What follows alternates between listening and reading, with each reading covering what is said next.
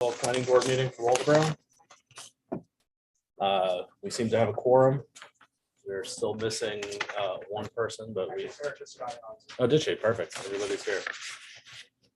Okay. Item 2, adjustments to the agenda. Anybody have any? Citizen comments. There's a lot of people here. Is anybody here not related to the 192 Simon Road?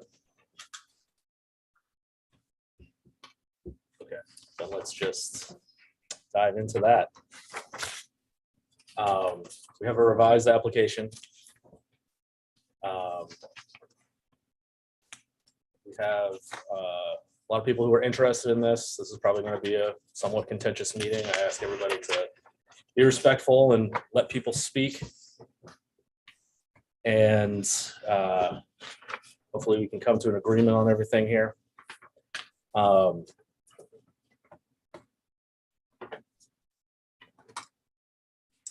I guess, Max, the current state of affairs on this is that we do not have an approved site application. There's petition for members of the town to request things from the applicant. And we have a gravel pit that is continuing to operate. That's my understanding. So the petition item will come up during whether the applicant has standing and under the findings of facts. The gravel pit being in operation, I have talked with the town's attorney on that, and they said that as long as it is not going beyond 1,000 cubic yards in a calendar year, then it is still acceptable. And I think those were both of the items that you were asking about. Okay. And there's an open conflict or confusion about whether or not this extraction use is allowable in the rural zone, correct? I spent some time this afternoon trying to sort out exactly how it is allowed or is not allowed. And what's the position of the town on this at this point? The position is that in the past, we have followed the matrix chart 6.7.4 to outline what are allowed uses and the municipal authority that has the jurisdiction on whether or not is an allowed use. When it comes to whether the applicant has standing, that is a decision that the planning board does have to make. You may agree with my assessment. You may agree with the petition.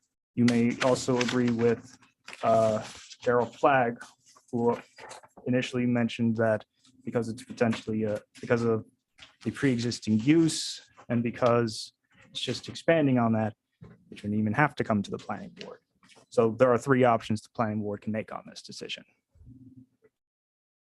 We spent a lot of time last time talking about whether or not this was a grandfathered use. And I'm under the impression that that was decided in the negative at the last meeting, correct? Right. And again, I spoke with the attorney on that matter. Okay. And she agreed with my decision. Okay. Would you say that one more time, what the decision is based, That it's not grandfathered. that it is not grandfathered because that letter wasn't signed and sent back to the town? How many gravel pits are in town? I don't know how many gravel pits are operating in town right now. And where are they permitted in our land use ordinance? They are under resource extraction and burrow pits, which I think are rural districts and maybe the Route 1 districts. I'm so sorry. Could you Can, talk into your mic? My husband's hard of hearing. okay, yeah, all right. I might turn the speakers on in the back as well, just in case. I have a question. Yeah. Wait, Grandfather can- use. Excuse me, Yes. he's finishing my question. Okay, sorry. So you're just asking where it's allowed? Yeah. Based on what the town has always done in the past, it's just been following what the matrix chart says. And I believe that's rural district and the Route 1 districts. And industrial, maybe. I can look through it, but you have it right in front of you. And You said it wasn't, you looked through it today and you said it wasn't allowed. There's a whole bunch of confusing Okay. things around this. All right. Okay. So Daryl did have a question, or do you want me to start at least getting through the procedural items first? Because depending on what the planning board may do, that might actually answer some questions already. Okay. Yeah, let's do that. First item, are there any conflicts of interest from any members of the board?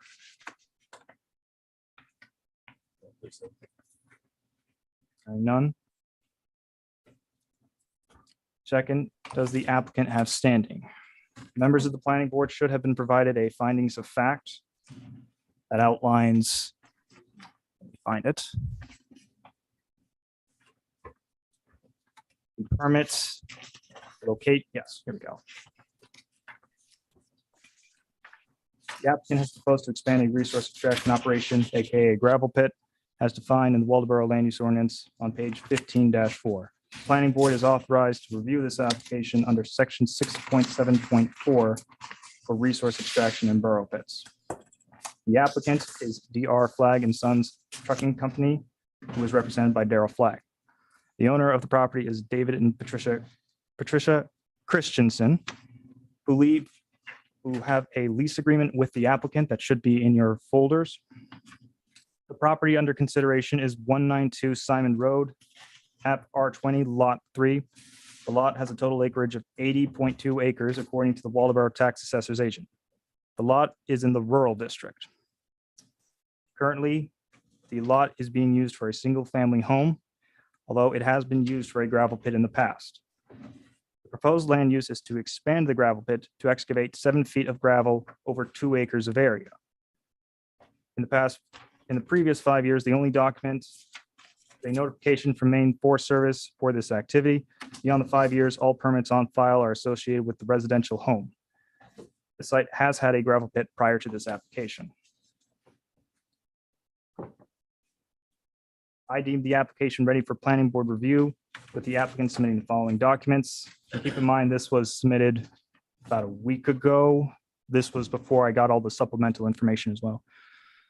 The town of Waldeboro site plan review cover sheet, a lease agreement between the owner and applicant with financial information censored out, a copy of the deed for the property, a 2008 survey map of the by Moran Land Surveyor, a 7-page document summary of the standards in Articles 3, 7, 8, 9, and 10, and the certification for DR Flags and Sons Trucking Company as an authorized business. Lincoln County News ran an ad in their January 5th edition of the newspaper and the legal advertisement for the public hearing of this application. On December 30th, I mailed out notices to owners of properties that directly abut the property under review. This includes properties that were separated due to a right-of-way, in this case, Simon Road. And the applicant already had a public hearing during their August 2022 planning board meeting. Prior to the abutter notices being mailed out, you all would have received a petition by some of the neighbors asking for the permit to be rejected under subsections 2.1.1 and 6.6.7 of the land use ordinance. 2.1.1.1 is where the neighbors argue that the applicant needs to bear proof, although Mark told me before the meeting, and I confirmed it, that that's not what 2.1.1.1 says, and we don't know what it's actually referencing. But 6.6.7 is referring to the definition and the purpose of a rural area, and it does not include gravel pits as an allowed use. And then I provide my response stating what I've already explained earlier in the meeting. The petition also asks for some restrictions to be considered, which can be brought up when we actually get to those items in the application. There is also a letter from Hiley West, the attorney for the applicant, and that was just included to explain why there wasn't an immediate public hearing right after that August meeting. So that is the findings of facts that I have. So with that information, the petition, the letter from Hiley West explaining why it shouldn't come to the planning board, the planning board may now discuss whether the application does have standing. During this, I'm gonna turn off the speaker.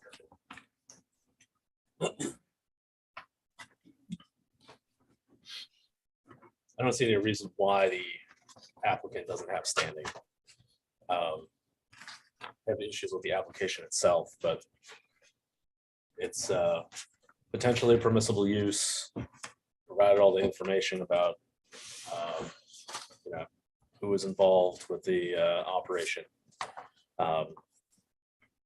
It seems to me that that's adequate to demonstrate standing. I have a question. On the first page in the finding of fact, 6.67, the neighborhood believes the definition of a rural area does not include gravel pits, which are intensive use. Is there more than one interpretation of that, or what is actually meant by that? So in the land use ordinance, the part that's being referenced is talking about the purpose of the districts. And that's just talking about in general, what those uses should be. Right. But in the past, the planning board's never interpreted as those are the defining items and have just followed what the matrix has said. For example, the Route 1 districts mention how it's only supposed to be for commercial use. Right. The town does allow residential use in the Route 1 area. So by that logic, we shouldn't be allowing residential uses in there. And for the rural area, this also means we should be removing the Madomic schools, we should be removing the utility district and a lot of other public buildings that are still there. Can I make a comment? I'll take this off so people understand me. So when I look at this site plan that shows all the neighbors to the property, Mhm. these are not the people who signed the petition. I guess it's called a petition here. These, the folks on this list seem to be all Simon Road residents. Is that right? I mean, everybody's address is, yeah, Simon Road. I think there's So a few it's on the- Filer's Corner. Huh? I think there's a few on Filer's Corner. Oh, yeah, okay. So that seems to me like the main consideration is, concerns are the trucks going up and down the road. This location of this gravel pit seems to be about halfway. Simon Road is a dead end road, right? Yeah. So this property is not even a halfway up the road, right? So I don't know, like, are some of these people like beyond the site, or is it just, in other words, it's kind of interesting that none of the immediate neighbors were concerned enough to also sign the petition, and it's the people on the road. And anybody who bought property, and I would think when you go to look at the tax map for this neighborhood, wouldn't it have a note on that property that there's a gravel pit on there from 20 years ago? So anybody who's moved into the area, I don't think it was a big secret that there was a gravel pit there. So I agree with the chairman here that I don't see any reason why this shouldn't move forward. Whether there are some restrictions of some sort, we could certainly discuss it, but these people have the right to use their property as they saw fit. I mean, as they want to.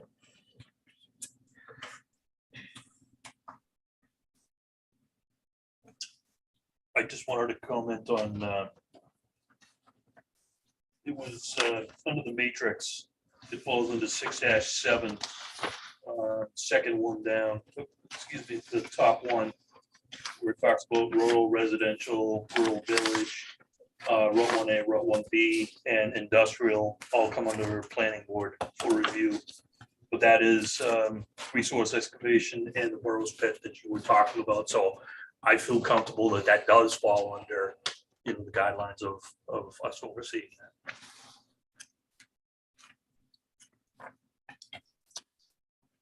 Are there any other comments from the planning board? There a motion to determine whether the application has standing?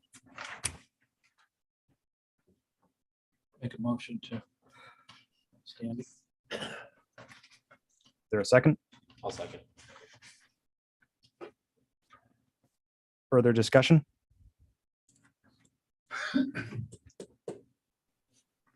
Hearing none, we'll do what we've done in the past where, I'd like to make one note. Okay. I'm a little confused about Stan's comment here about the sound levels. I mean, the ordinance does say 55, right, and he mentions 60 and above. yeah, And it's in the middle of an 80-acre property, Right. but I was gonna get to that when we actually go through whether the application is complete and we go through each article and section. okay. Any other further discussion? So as we've done in the past, I'll ask members of the planning board who are present to vote, and then I'll ask Sarah, since she's attending remotely, to just cast her vote then. All in favor? Do we have a public comment period first, though, before we vote? Well, yeah, any discussion if there was someone else who wanted to speak, but I didn't see any hands. You didn't ask either. I will point. out on Okay. the Tax map, there is not an annotation for the gravel pit. Okay. All right. So with that, I'll, I will point out Okay. that I have a survey that's 15 years old and it has a gravel pit on this survey. I'll also point out that I have aerial photos from 1953 that shows this gravel pit. I'll also point out that my grandfather lived at the end of this road. My mother said they always hauled a little bit of gravel.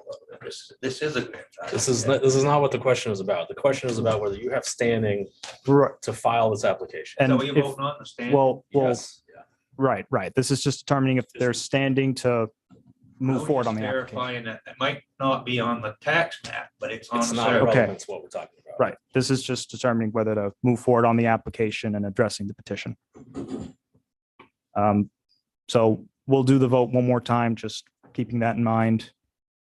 All in favor of determining whether the application has standing? Aye. And Sarah? I'm also in favor. It passes. So now we'll go through the application being complete.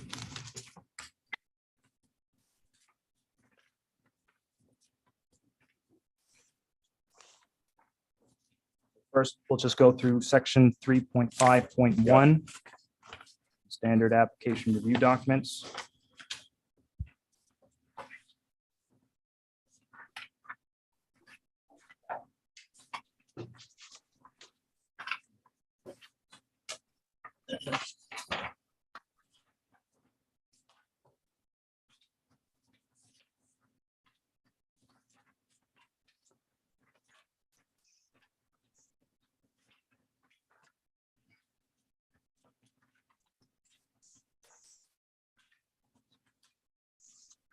So I'll just start going through the standards that were submitted to town. Number one, was it accepted by the town office?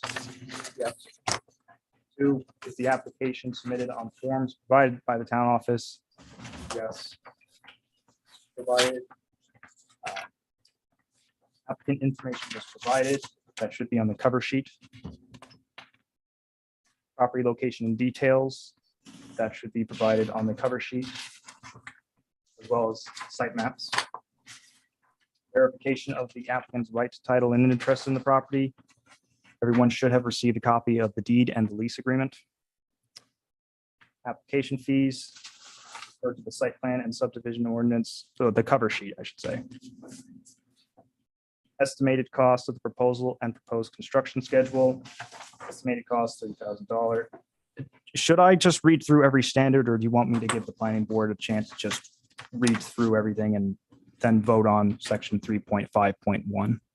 I think we've all probably read it already, right? So the only, is there, I don't even remember anything being questionable.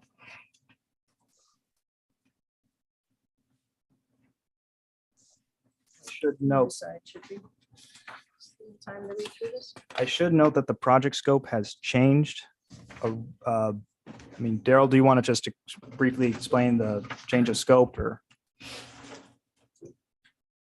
We basically have gone from 4 or 5 acres down to approximately 2 acres that we're gonna mine. So that's it. Based on some water tests of where the pit already was, we determined it to stay above the legal limit that we would slope it off, which we already have done. So half of this project is already sloped off and ready for loam this spring, but the other half is where we were proposing to go up into the field, which is approximately 2 acres. And get what we legally can't, so the scope's probably gone. I mean, we could, if we could just going on it, we could probably get it done in a couple of years. So this square on this plan is 2 acres? Correct. Question? Mr. Chairman? Yeah, John. On these various items that we check off on the page 2, 3.5.1.15, it said estimated traffic on site, on average, an average estimated 8 truckloads per day. Will a lot of this stuff change because you changed what you want to do with it, or is everything, are all your numbers intact? That's just yes, actually, depends on our workload, Yeah, and we might not even be in there for, 2 or 3 weeks, and another week we might have more than 8 truckloads. But, And is it all winter long? depends on the winter. This winter we could be, but we've been staying off the road on the range because I didn't want to do any harm to the road, so we'll probably haul a little more out for freezes. So you're saying this changed the scope of the application? I'm looking at this form that says that the pit is going to be no greater than 5 acres in size. Correct. Is this changed somewhere in the documents? It's different from what the planning board had back in August. Does it say somewhere that there's only 2 acres that's going to be disturbed?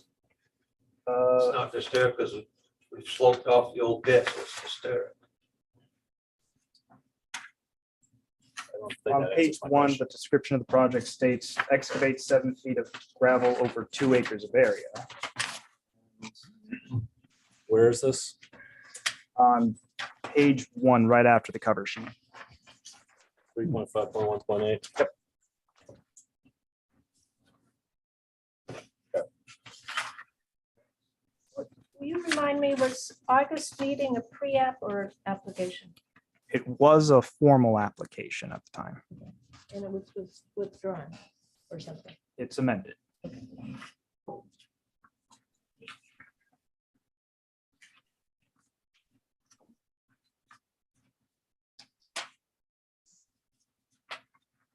Any other notes from the planning board regarding section 3.5.1?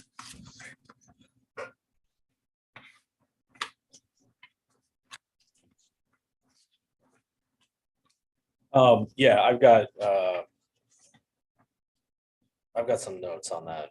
On the schedule, there's no indication in here about how you're going to phase the removal and stabilize as you go. In the letter from your attorney, it says that you're planning to disturb 5 acres and disturb it and restore it all after it's done.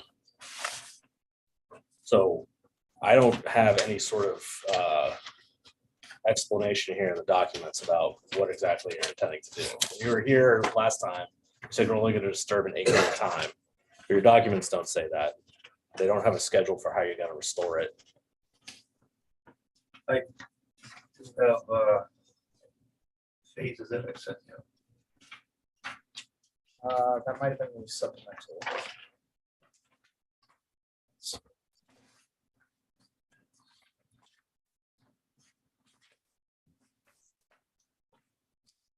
The other Yeah, part- they were part of the supplemental documents that were sent out earlier this week. You got a copy of that? I can flip through. Yeah, let me. All right, the other part of this that I've wanted to talk about was the Borrow Pit. Oh, right, the Borrow Pit restoration. So where's our Borrow Pits? 10.8. Permit is required. 10.8.2 submission requirements. 10.8.2.3 restoration plan. The applicant for site plan approval and the operation of earth moving activities shall present a restoration plan. Such plan shall include dates by which various temporary permanent conservation practices will be initiated. It must be reviewed and evaluated by Knox Lincoln County Soil Conservation Service before it will be considered acceptable. Has that been done? Am I gonna find that in this packet? I have a letter from Mary and I went up to visit them. Who's I have a Mary? packet and Who's Mary Mary? Thompson from Soil Conservation. And I also had the geologist review my plan. It says all or certified on that what you just read. You didn't read the whole thing. It was soil conservation or a certified. No, that's not what it says. When I had said that. That's for section 10.8 section 10.8, which is a bit later on in the review process. This is just 3.5.1 for now. There, Sure. Well, we're talking about the schedule. okay, This is my point. Okay, the restoration isn't really planned out here. What are you having here for the dates for a schedule?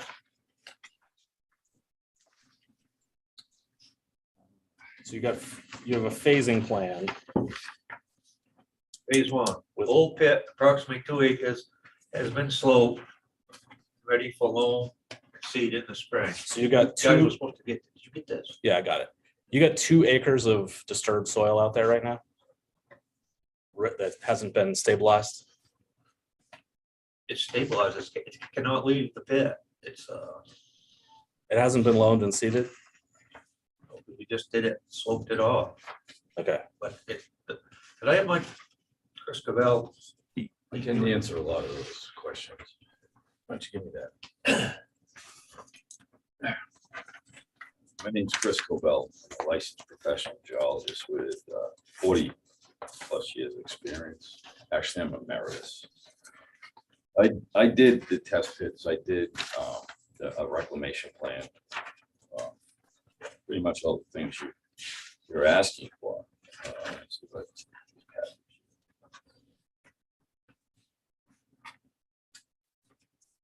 where's the stuff that I gave you that I scanned?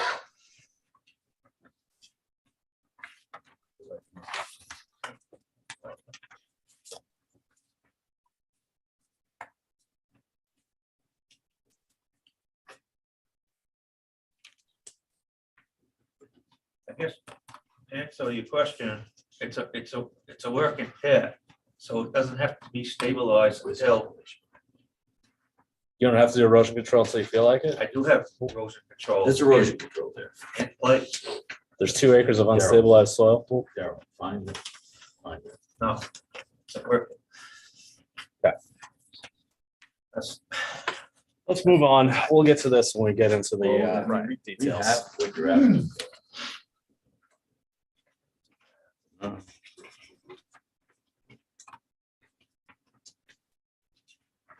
I have done.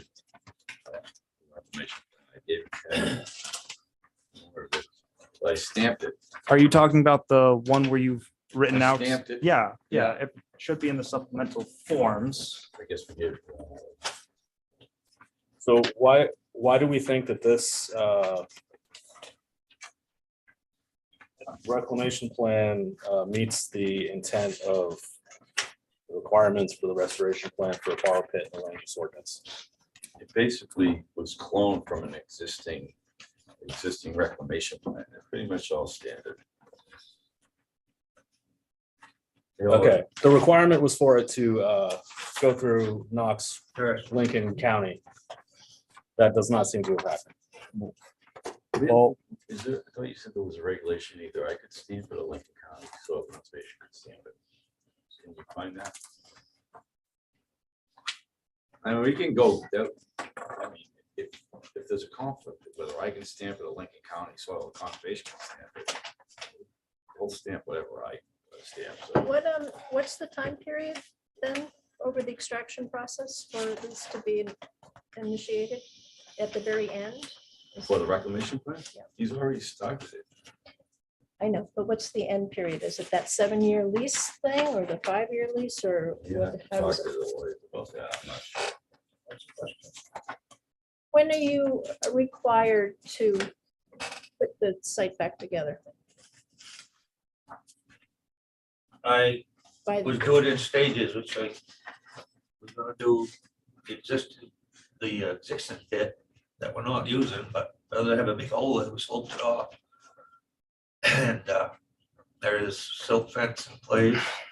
So does the state come and look at this? Are they responsible for a stand check on this kind of thing, or how does it work? None of it's under 5 acres. If I can just quickly jump in. Okay. Part of the lease agreement that was signed by the Christiansens and Daryl Flagg was in the third paragraph.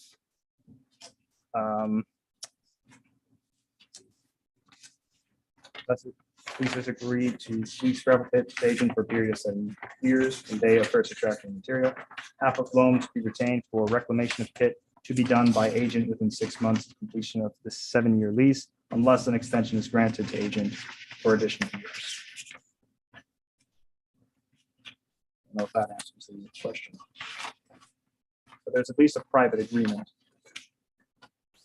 And if you do need something signed by the soil conservation group, then that is something that can be addressed in a final submission or as a condition of approval. So because it's less than 5 acres, is that what? So because it's less than 5 acres, it doesn't have to get a gravel pit permit from the DEP, which I confirmed with Mark Stebbins.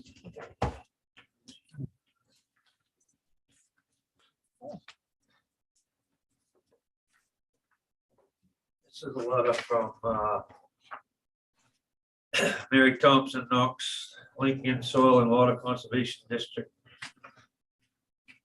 Attached information on the reclamation of gravel pit when implemented by Daryl Flagg will meet our specifications of compliance with gravel pit reclamation. And overall, this should give in proper seeds that you have to use. Okay, that should be included in your application. Yeah.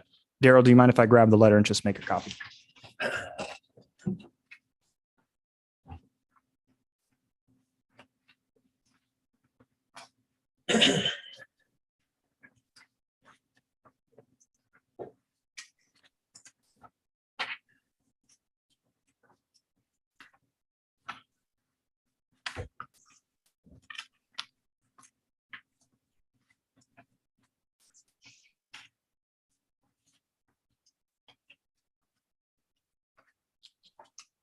Does anybody have any further comments on 3.5.1? I don't understand this sentence. On Smeltzer, will our application? You're 3.5.2. Oh, sorry. No, I'm good with that one.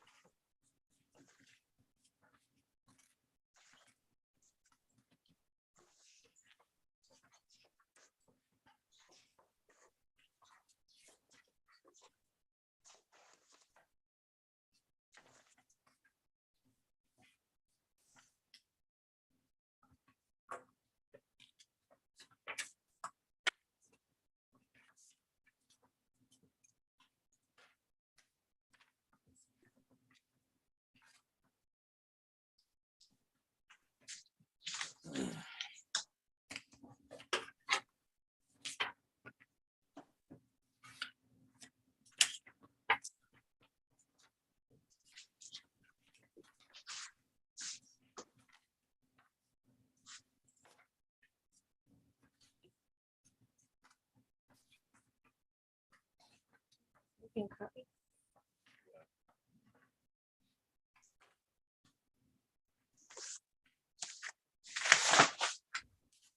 Okay, actually, something bounced back out of your email this week. To us. I wonder if I responded to the email. It bounced back. Okay. So it was just this. That's what happened. No. That's fine.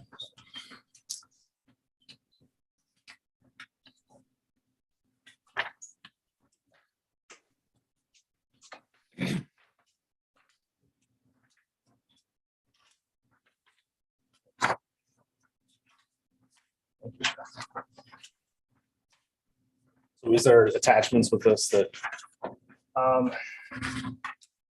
There's quite a bit that is going to have to be copied, all right, but I'll have that prepared when we get to 10.8. okay.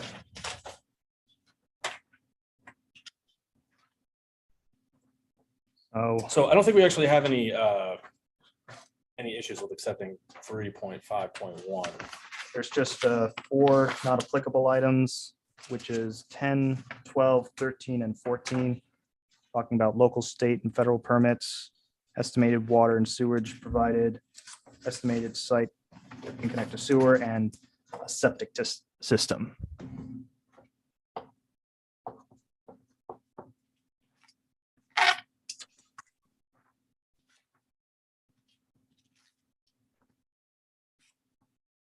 I suppose it's only.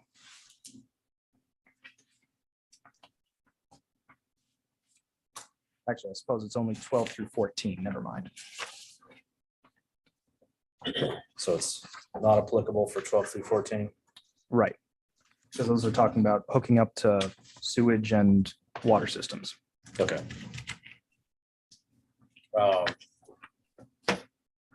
So we're gonna move to accept all except for 12 through 14. which will be not applicable. Right. I will make that motion. I second it.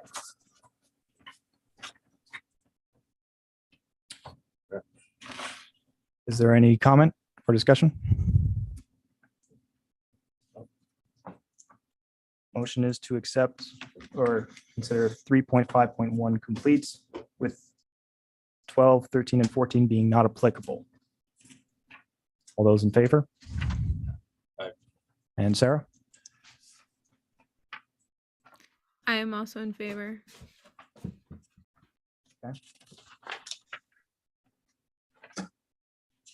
Next would be 3.5.2. While that discussion is going on, I'll make more copies for the supporting documents that you mentioned. Gerald, do you mind if I take? All right, so 3.5.2.1 title block, I believe that was present on here. It never has a spot for the planning board to sign on these things. It's supposed to be a I front. think you can sign right here. That's where all the adjustments. Every Oh, time I do any adjustments to a plan, usually anybody will. annotate there. for approval or not approval. The approval block. is what I was talking about. It's just a legal block word. So All right, names of engineers and other professionals. I see Gartley and Dorsey on here. What is Gartley and Dorsey's role in this? I think that was, was that on the map? It's on the front page of the application. They're your engineer. It's a mistake. Yeah.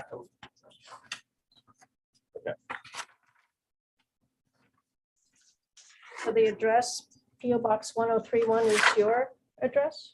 my address is P.O. Box 962. So we have got the wrong engineer on here. Well, he's down lower. Oh, a he's couple down lines. lower. Oh, okay, you're the sword scientist. I see.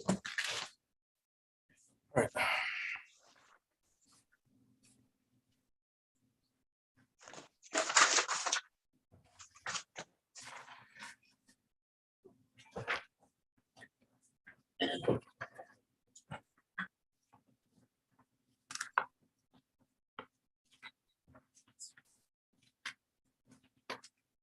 All right.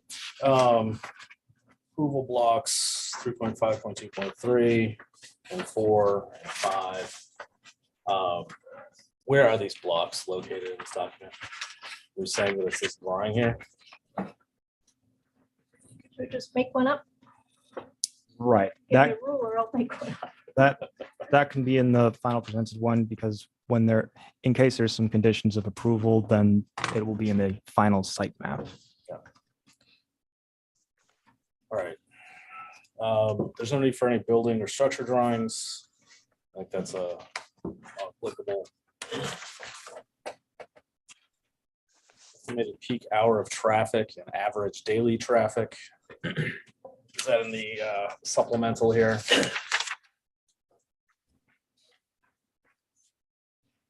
This says estimated 8 trips a day, and the other thing said average 8 trips a day.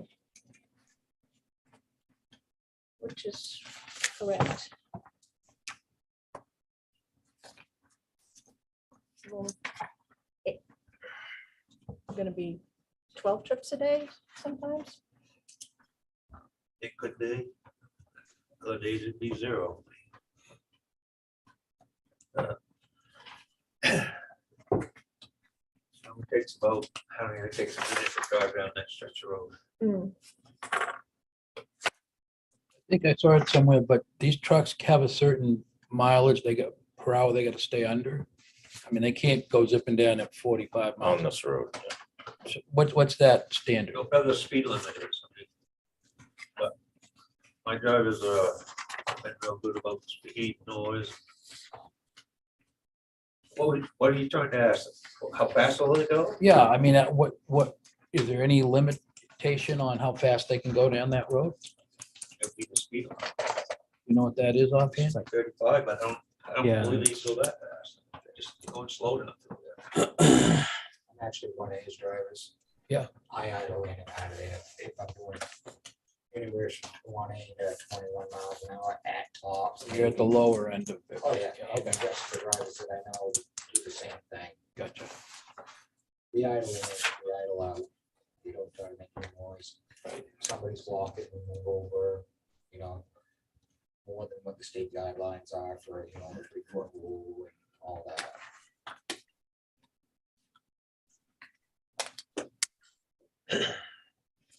This might be a dumb question, but it just hit me. Can you have trucks going one way and another at the same time on that road, or 2 vehicles on that road going in Yes. different directions? Yes, you can. I've met cars on there. Yeah. I actually met school bus one morning. So.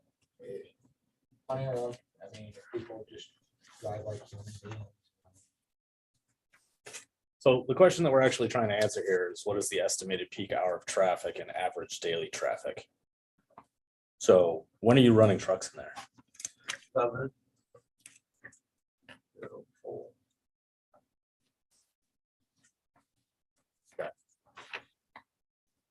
And you're estimating 8 trips per day?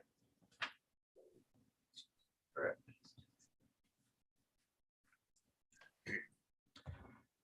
All right.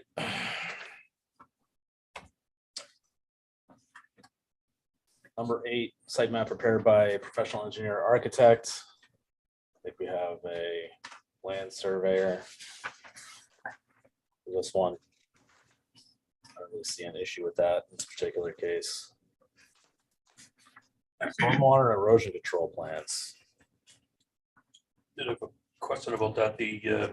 It's actually listed in 2 separate sections in our. It's also listed at 8.2. Under 8.2, it also talks about, listing out either they follow main erosion and sediment control best practice, or they basically answered the 12 questions on page 8.8-2. Most of the questions are answered. It just doesn't cover how, like dust control, what measures. I mean, to me, some of the biggest complaints you probably get, other than We potential put driving. down 3/4 stone ledge back, so no dust. We've got that halfway into the access road, but I had all this issues here, and I decided I wasn't gonna put any more money into the road. But once the truck hits that area, which is halfway, the time it gets down to Simon Road, there's no dust. We will, as fast as we will do the rest of it with ledge pad. We'll take a couple of those. spread it over. What do you call a ledge pack? It's crushed stone. And packed so there's no dust. It's crushed stone with, it's crushed ledge, what it is, It's not screened. inch minus. Okay. Sometimes, and we've also spread like just 3/4 stone. Okay. That packs it. So the requirement for the erosion and sedimentation control plans is in Article 8. We're talking about it now because it's also listed here in 3.5.2. The requirement is really straightforward. It's supposed to comply with Maine DEP standards. There is a detailed list in here of everything that is the bare minimum of what needs to be provided. All of that information is right out there. The plan that you've submitted doesn't meet the DEP standard. I think Max already addressed that earlier. That doesn't fall under DEP because of the size of the pit. No, that's Well, not the issue. no, but I also did ask Mark about that as well. And he said that the infiltration system is also an acceptable stormwater plan. I could probably get something signed from him if that would be acceptable. How does that comply with the land use ordinance? If you're not. Something that from the DEP, he would say it's acceptable. That the stormwater plan, so the infiltration system would be, I guess I'm confused now. Okay, so it's our job to approve this once we have an erosion control and stormwater plan that meets the land use ordinance. Right. The standard is that the plan meets the Maine Erosion Sedimentation Control Handbook for Construction Best Management Practices, latest revision. Right. Or, it doesn't say Or. or, it says at a minimum, the following items shall be discussed and provided. All of this stuff is out there on the DEP website. If you've never written, no, you're not. Well, You're not. I've written these before many times. This does not meet it. You've done half of it, but it doesn't meet the requirements. What haven't we done? You haven't provided a map showing the flow of the water. You haven't shown the location of your BMPs. You Groundwater haven't flow? shown a cut sheet for the You BMPs. want groundwater flow direction, elevation? Yes, that's what's required in the erosion control plan. You make a map, you draw some arrows, you show which way the I was water's told gonna it- flow. I was told it didn't pertain to this because this pit is self-contained. No water leaves this pit. How does that override what is in this ordinance? Because if there's no water leaving the pit, you don't need water control. How do I know there's no Well, water leaving the pit? can I quickly just jump in? We have a Who- certified geologist right here Well, to tell you. I was, And do a plan that meets Well- the DEP standards. is it all right if I work with you afterwards about the stormwater and erosion control? It's easy to do. Well, You've got half the work done. I'll work with them to have that addressed by a follow-up meeting. We have groundwater data on it. All we need to do is get a data and tie it in. You're Then completely we will- missing what the point of this is. What are you talking about a datum for an We erosion have control plan? elevations. All we gotta do is make the map. It doesn't even have to be complicated. You Well, just have to show I- the I direction. get- Flow direction. Yes. If- You know, You got it. If, All right. yes. Just to avoid the back and forth, so I will work with them after the meeting to Fantastic. have that addressed. I would like, can I add one thing? Yeah. We are certified in erosion control, best management practices. I have Great. and we have the silt fence out, the the stump grinders, that's which DEP approves. Yep. There's a sedimentation spot for the water to disperse. Great. It's not on the And we've plan. had- we've had site visits, Yeah. Cole, Maxwell, and I don't know why we're making a mountain out of a molehill. Yeah. So, We have best management practices in place. So why didn't we put it in the plan? It isn't planned. It's not in the plan. I- Look, here's why it matters. This town Mhm. is largely an agricultural town, and it's a shell fishery. All right, erosion, pollution makes a huge difference to many people in this town. I don't understand why you can't just do a plan that complies with the requirements. I did do a- Again, You did do a plan. I know you did. And And it Excuse sounds me? like you've already got the stormwater BMP. Excuse me? runoff does not Brendan, pertain to Daryl, this site because it does Brendan, not leave the site. Daryl, I will work with the applicant after this meeting. We can we will move on to everything else, and the stormwater and erosion plans will just be addressed after the meeting. So the application won't be approved, but we will go through everything else. All right? I just want to avoid the back and forth that happened in a previous meeting. All right.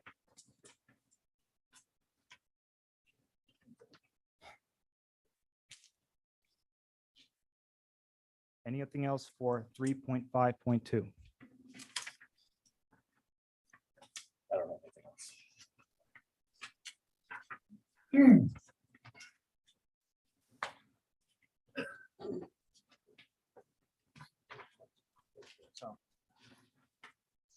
With that, 3.5.2 will be tabled until a stormwater erosion plan is addressed. Okay, Is there a motion on that? Yeah, there would I'll be. make a motion to table that. Is there a second? I'll second that. Any discussion? Hearing none. All those in favor? Aye. Sarah? I'm also in favor.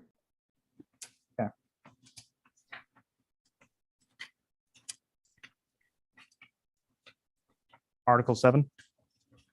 General performance standards.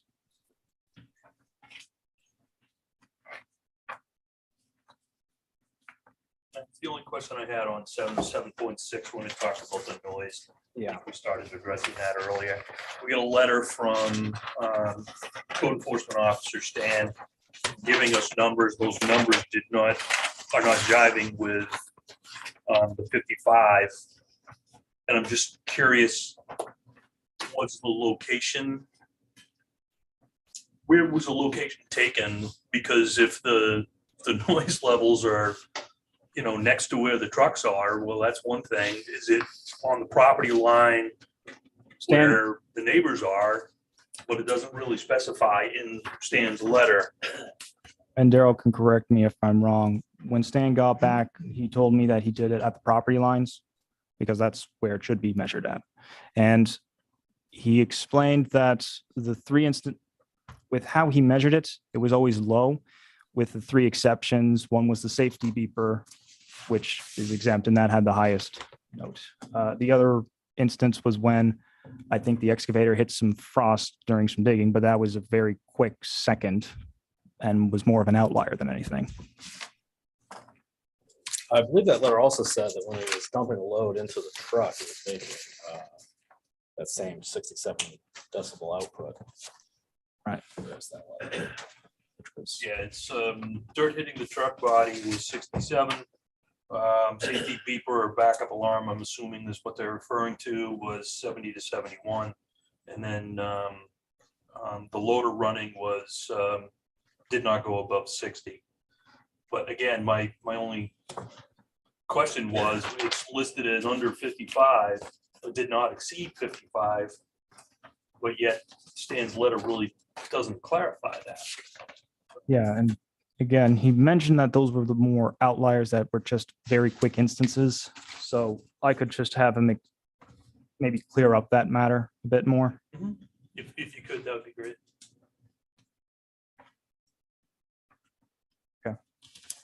The other question I had about the noise, was he gonna be running a screen in there? It's below the decibel legal limit. Okay, It's kind of a strange ordinance because the same level would be applied to a small lot versus an 80-acre lot. Right.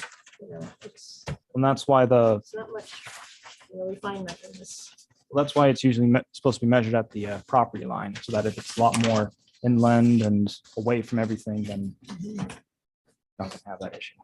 I have a letter from the nearest neighbor, which It's right beside the access road. Could come tonight, but I, Scott Spalding at 196 Simon Road. Not had any trouble with the gravel pit noise. Not bad. They have been very polite. I don't care one way or the other. They will run out, so.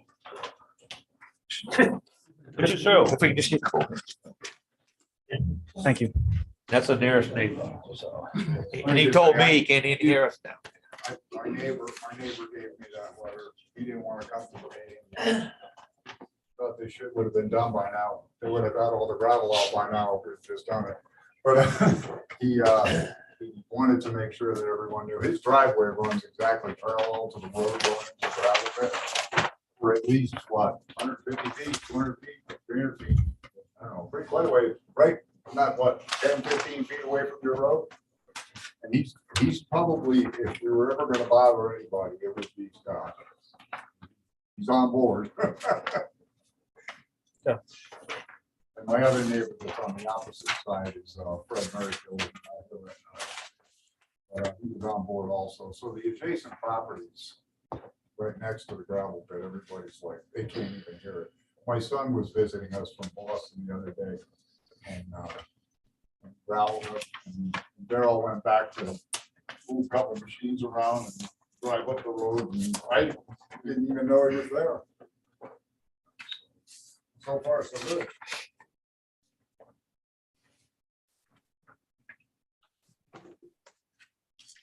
Oh, you're all wet, pussy.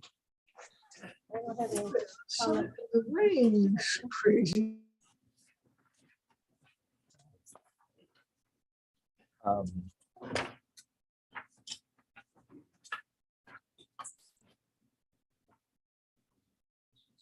So I don't know if the letter from the neighbor changes anything with the noise, whether that's just being tabled or if it's being approved with a condition for Stan to do another site test.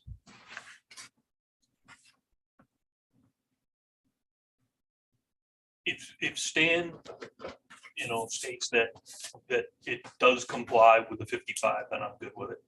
I don't think we need to, but that would be a Condition. condition.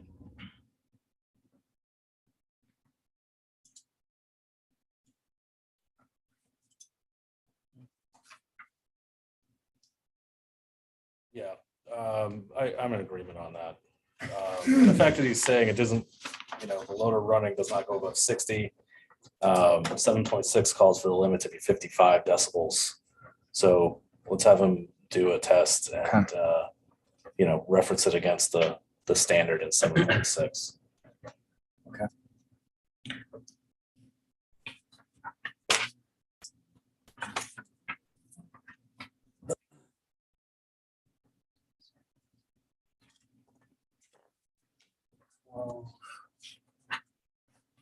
Anybody have any other comments on Article 7? So for Article 7, items 2, 4, 9, and 10 would be not applicable.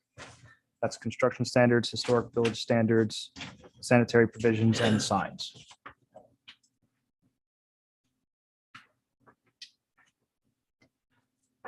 Point 6 would be approved, but with a condition.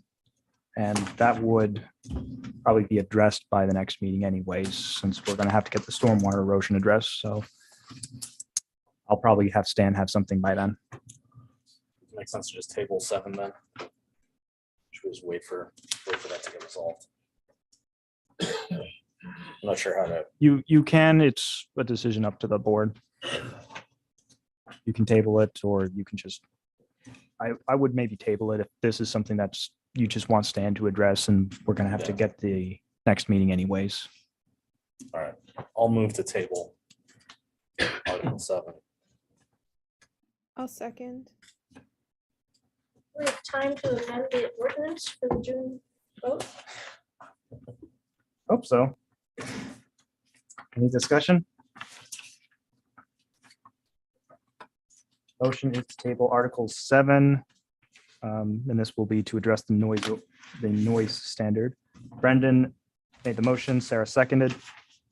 All those, any discussion? All those in favor? Sarah, Aye.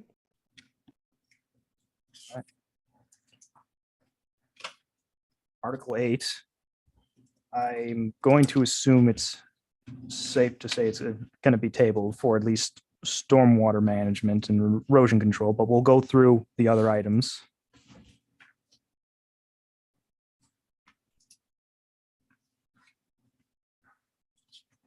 Is there something else that someone would like to have addressed?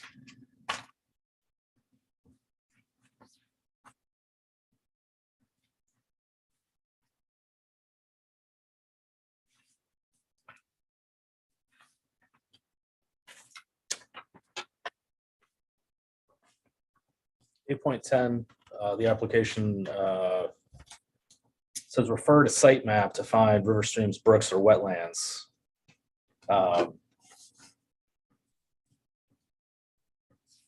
Not seeing any on the site plan. I think there was a supplemental document that was provided that showed where the wetlands were. It was probably in one of the back maps. Not a Google Maps that you- That was part of the supplemental documents that I sent earlier the week. And there was also a letter where I checked with DEP a few months ago, but there's no wetlands that are in the shoreline zone or anything. Is that what this is? No, that's just a, It's a soil types map.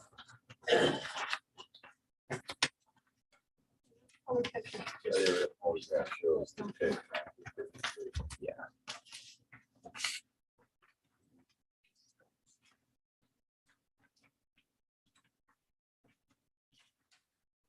these things. See that? Oh, This is Daryl going through what who we contacted about all this.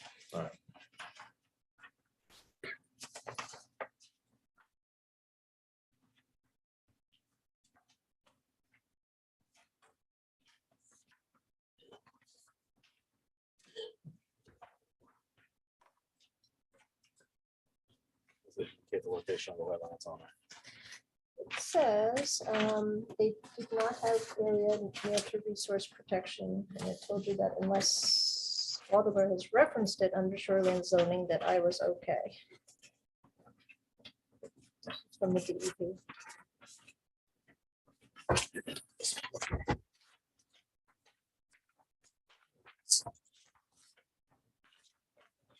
That's it, Oh, you got it. From what I saw, there are some soft soils that are on the edge, but it's not a sensitive wetland that beginning with habitats as it has identified.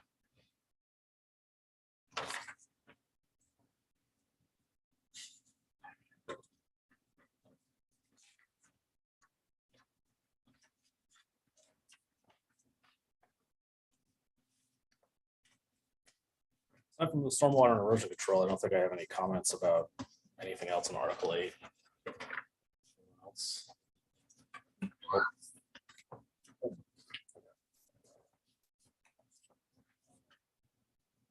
So the motion would be to table it until items 8.1 and 8.2 are addressed. Correct. Is there a motion?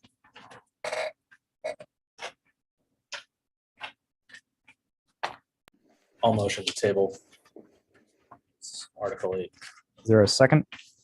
I'll second. Sarah? So the motion is to table Article 8. Brendan made the motion, Sarah seconded. Any comments or discussion? Hearing none. All those in favor? Sarah? Aye.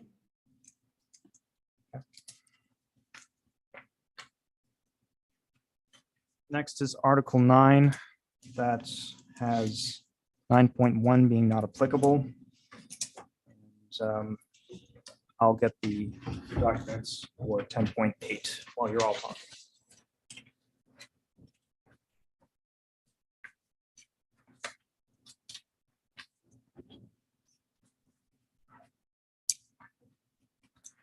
This is all just about curb cuts, basically.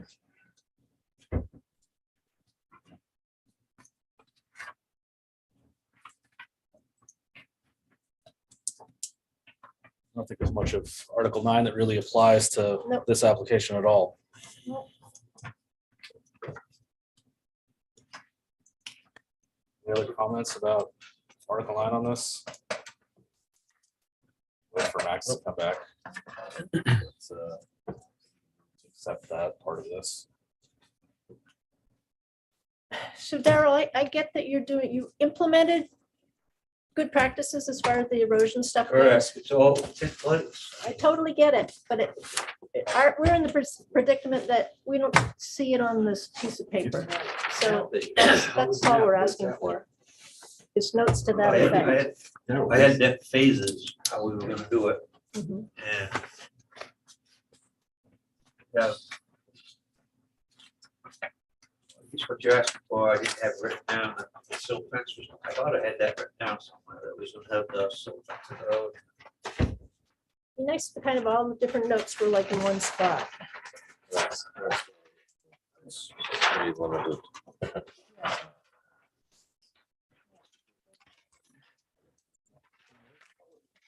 So. Oh, fantastic.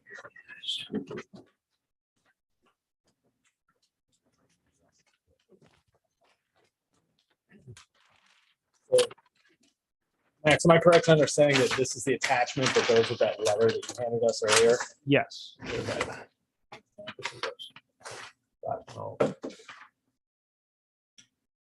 So it's a sedimentation pool here that nothing leaves this pit.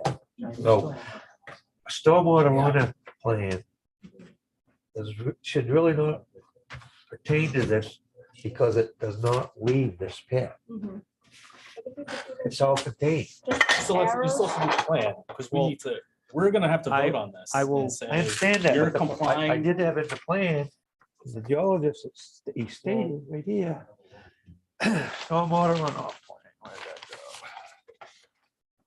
Pit is naturally internally drained. Black mulch grindings have been placed around perimeter as a silt fence.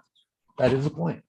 There's a berm of soil to prevent water from leaving pit before silt fence. That is a plan. Observance after several storms have shown no water leaving the pit.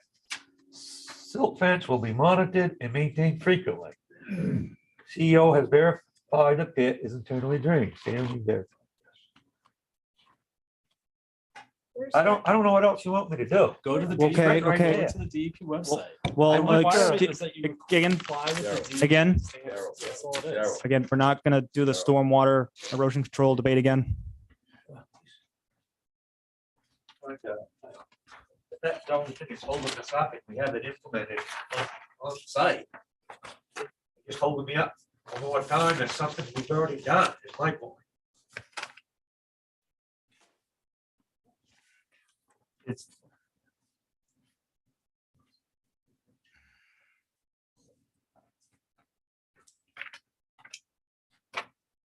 Back to Article 9. Oh, yeah, let's move to accept Article 9. With 9.1 being not applicable. Correct. 9.1. Brendan, was that a motion or? Yes, move to accept Article 9 with 9.1 being not applicable. Second it. Okay. Brendan made the motion. to Accept with the 9.1 being not applicable. Mark made the second. Any discussion? Hearing none. All those in favor? Aye. Sarah? Aye.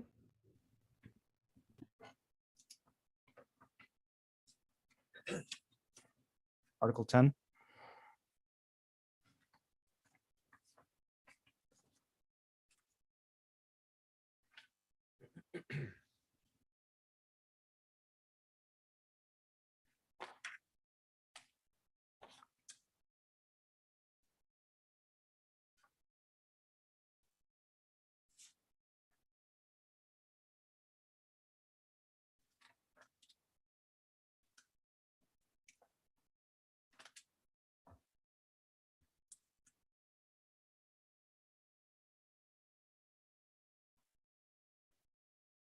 Fine with it as written.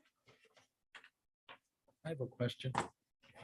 On 10.8.2, number 2, the planning board may request a hydrogeological study to determine the effects of the proposed activity on groundwater movement and quality within the general area. How is that actually done? What's the process? Do you take So- water samples from the pit, or what's the, how do Process. you actually do that? Chris, do you want to? There's a lot of different ways you can do it, Right. a lot. But you're looking to measure the water itself to see if there's any minerals or chemicals or whatever in there? Like I said, there's a lot of different things. It depends upon it. It's site specific. Every site is specific. For example, if you're doing a Superfund site, Yeah. you have a whole bunch of different parameters that you're gonna look for. Right. As opposed to doing a gravel pit. The gravel pits is what we were talking before. I think you want groundwater elevations and direction of flow. That's what I understand you want. And for, Groundwater? No. What Well, we're asking for. We're talking about stormwater. we'll It's address a that. totally We- different thing. Whatever needs to be taken care of, we'll address. and for item 2, originally that was just written before we even got the letter from Chris where he Okay. certifies the results there. Effects.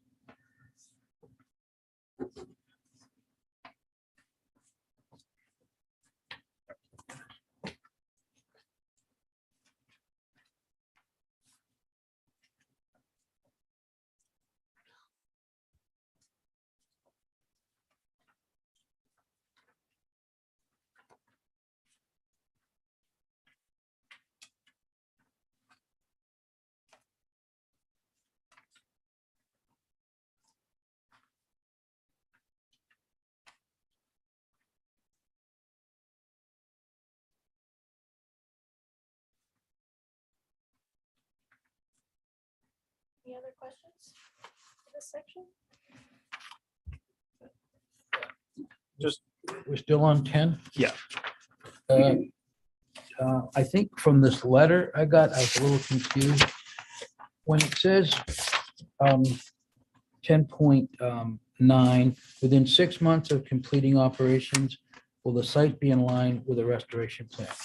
I know you have one here, but who checks on that after that time? I mean, after it's all done, does somebody come in, some DEP, or to make sure you did a good job, or how does that work?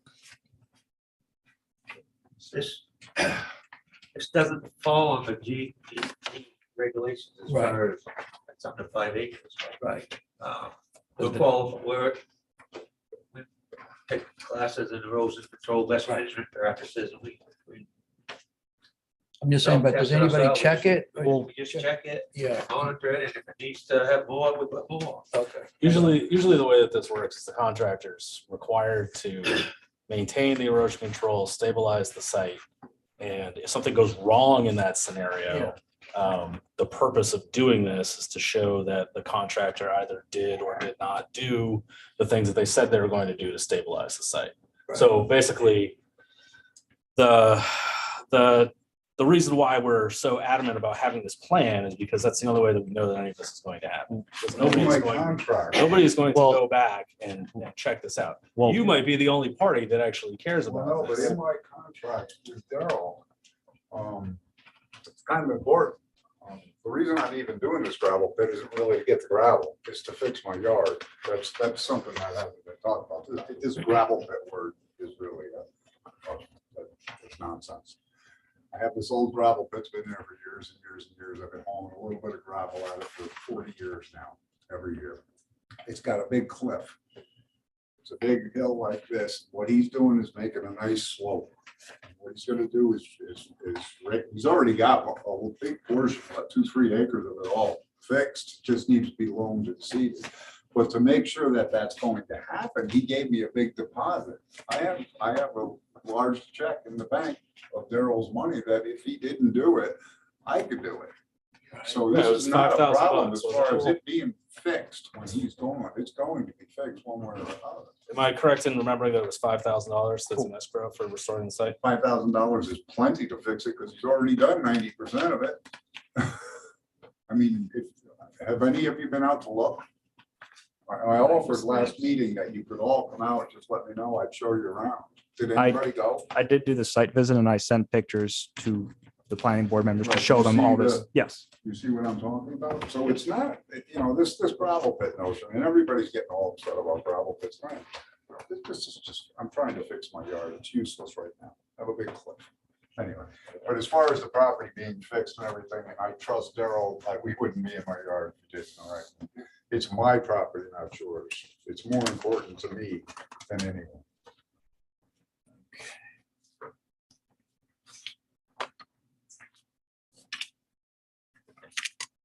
And then for 10.8.4, that's the imposition of conditions.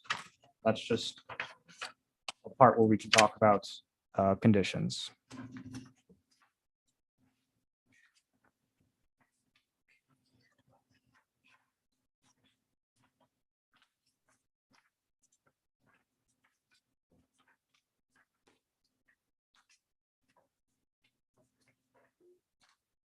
So other than a couple of issues that we've already brought up, I don't see the need for any other conditions.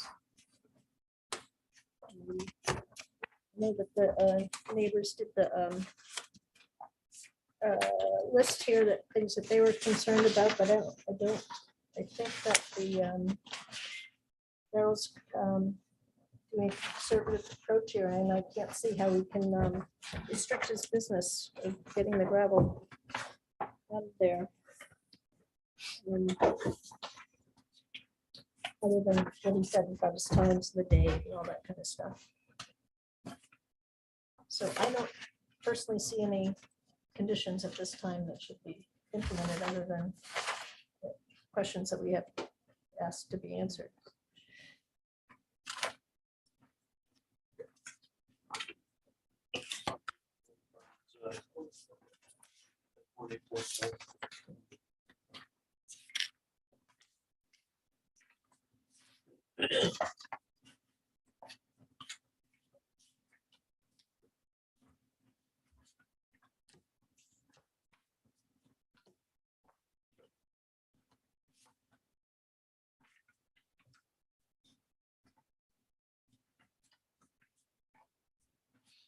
Is there a motion for 10.8 or further discussion?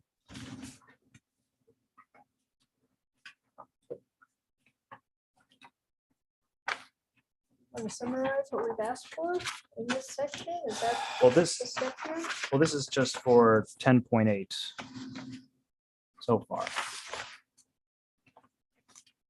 This list, but a bunch of stuff in this list we postponed. Oh, so we're not approving it based on that stuff coming in. We Right, wanna you're get just- that information. You're just saying if Article 10.8 is complete.